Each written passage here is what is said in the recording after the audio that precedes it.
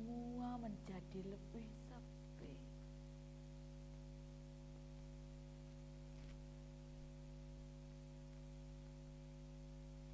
Sudah jam berapa ini? Sepi sekali. Lebih sepi dari biasanya. Sepinya aneh. Biasanya masih kedengeran suara orang dengarkan dangdut di seberang rel. Suara penjaga stasiun.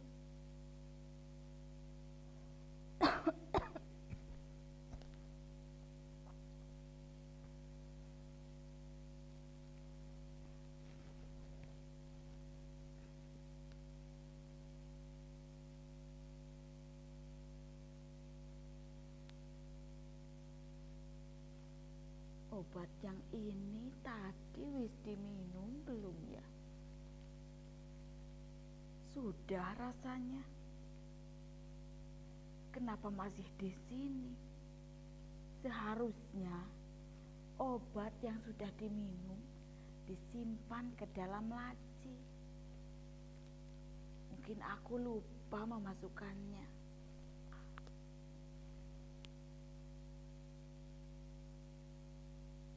Lupa memasukkannya. Atau lupa diminum ya? Piye aku ini? Nanya sendiri. Bingung sendiri.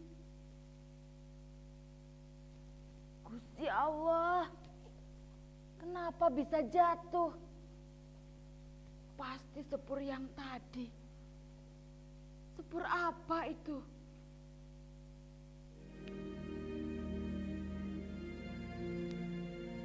Proklamasi. Kami, bangsa Indonesia, dengan ini menyatakan kemerdekaan Indonesia. Hal-hal yang mengenai pemindahan kekuasaan.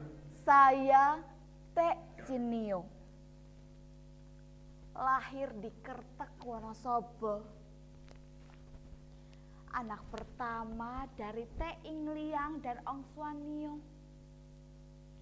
Keluarga Tionghoa pembuat kue mangkok di Gudang Malang, Wonosobo.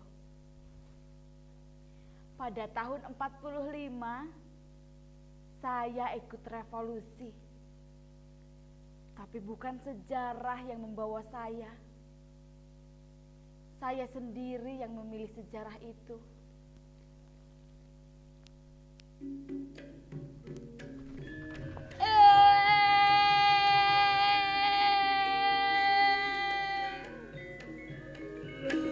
Perang dan revolusi itu milik para lelaki. Apalagi si Nio. Bukan cuma perempuan, tapi Tionghoa.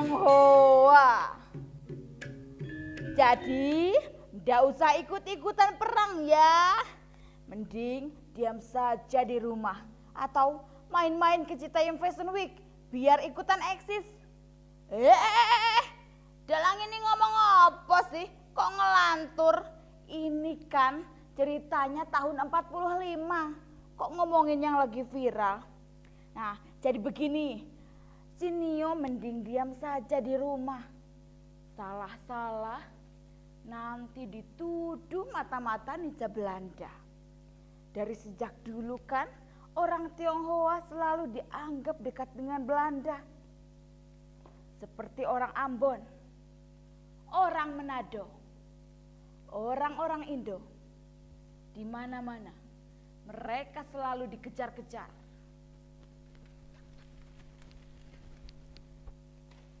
Dibunuh, diperkosa,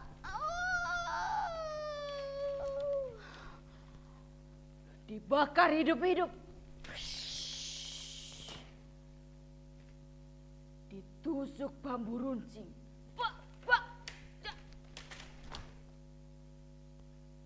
lalu dibunuh kayak hewan.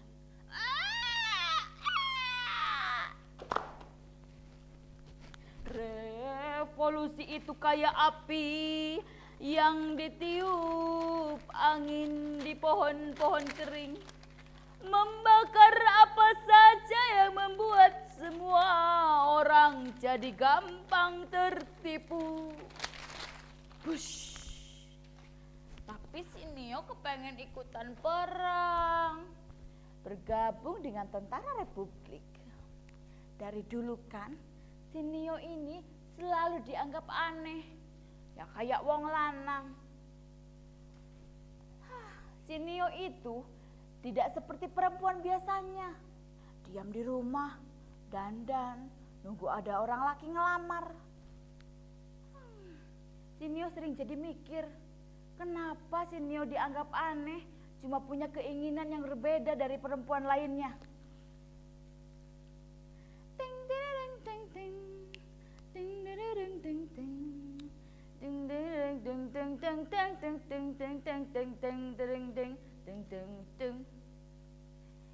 Si dua chongku ren besini ren sahai, ni siang chang hui kang he gung si bing ma.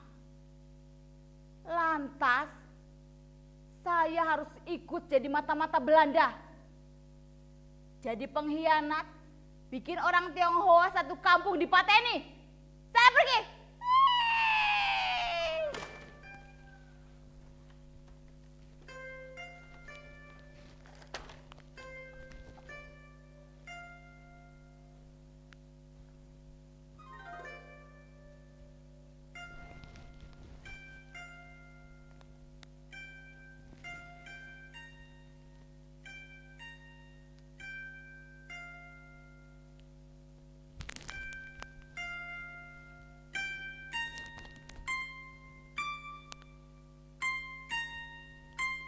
Untuk ikut membela perang kemerdekaan. Bahkan saya harus menjadi seseorang yang bukan diri saya.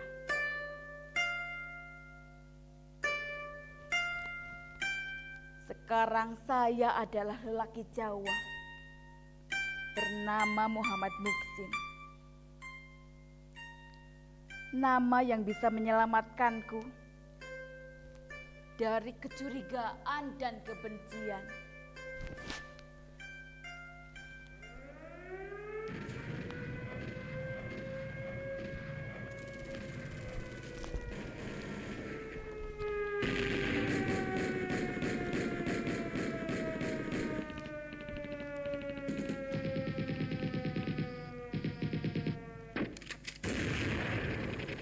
Saya, prajurit 1 Muhammad Muksin, Kompi 1, Batalion 1, Resimen 18 Wonosobo.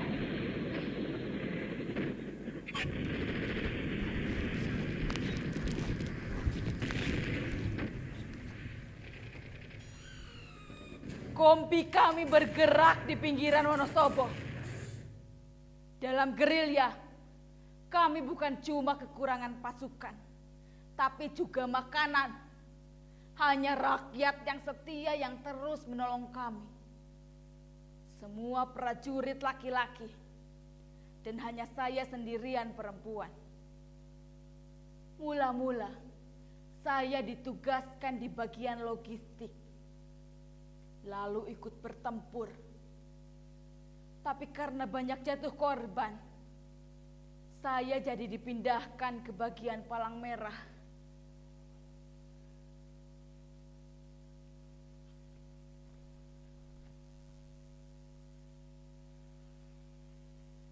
Perang membuat saya merasa setiap menit yang akan saya lalui adalah kematian. Tapi jika saya harus mati dalam perang kemerdekaan, saya merasa itu lebih baik. Saya bakal mati sebagai tentara Republik. Bukti kalau sejarah juga milik saya, orang Tionghoa.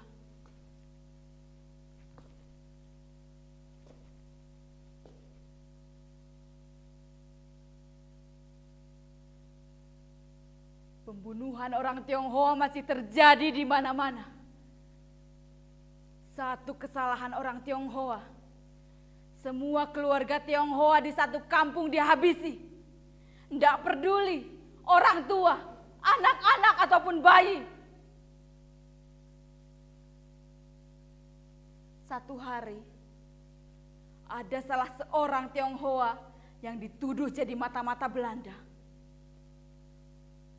Lalu entah laskar dan gerombolan liar datang dari mana. Mereka mengumpulkan orang Tionghoa. Orang Tionghoa itu disuruh berbaris dan berjalan ke kubangan. Lalu dibunuh satu persatu. Ditusuk bambu runcing.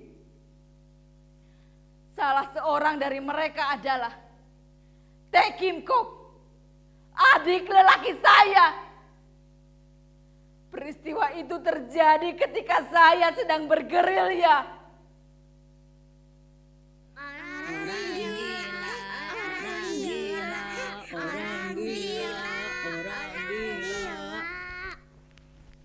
Takut ada orang gila.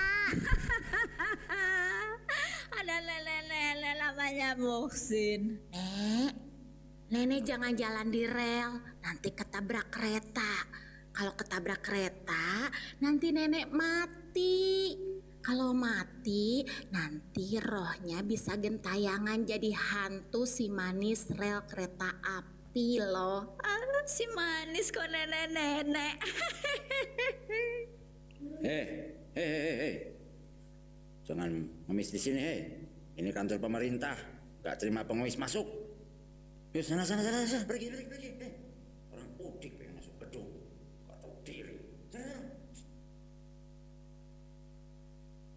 Revolusi sudah selesai. Republik sudah merdeka, sedang terus membangun. Saya semakin tua, semakin saya tahu bahwa harta saya satu-satunya adalah masa lalu. Baju seragam ini menghubungkan saya dengan masa lalu. Karena itu saya selalu pakai. Untuk meminta masa lalu itu, saya harus pergi ke Jakarta dari Wonosobo. Sampai 3 tahun, saya belum juga mendapatkan masa lalu saya itu. Saya jadi terlunta-lunta. Bekal saya habis. Hidup dari pemberian teman-teman seperjuangan. Saya numpang tidur di kantor veteran atau di masjid.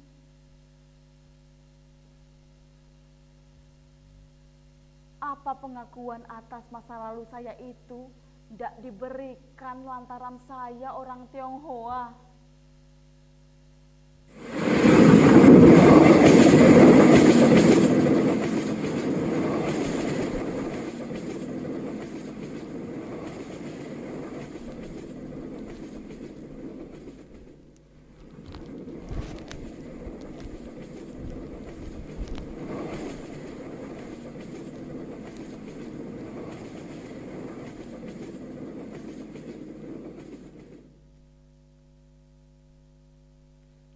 Allah,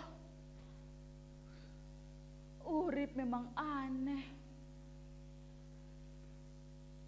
Dalam satu acara, saya bersama teman-teman veteran bertemu dengan istri presiden. Iya, ibu negara. Bayangkan, saya bersalaman dengan beliau. Dan saya memakai baju ini. Pas ketemu, lah kok saya berani-beraninya ngomongin tentang masa lalu saya itu. 4 bulan kemudian, saya mendapatkan SK tentang masa lalu saya. Tapi saya harus menunggu beberapa tahun hingga akhirnya mendapatkan 28.000 sebulan. Seharusnya kan saya sudah tinggal di Perumnas seperti janji Bapak Menteri Perumahan Rakyat. Ya sudahlah, tidak apa-apa. Mungkin beliau lupa.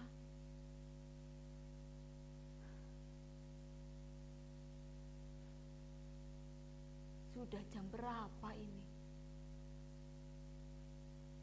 Sepi sekali. Suara jangkrik dan nyamuk juga tidak ada.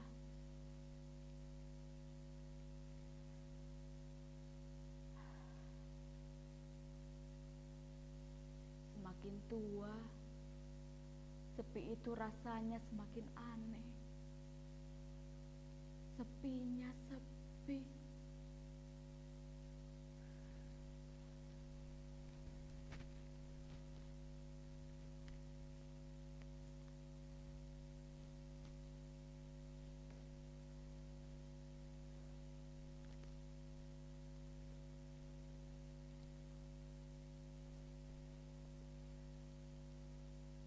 Prajurit Suroto, Bargu, Komar, Suroso, Handoyo, Kopral Supardi, Parta, Joko, Pak Broto, Pak Kumandan,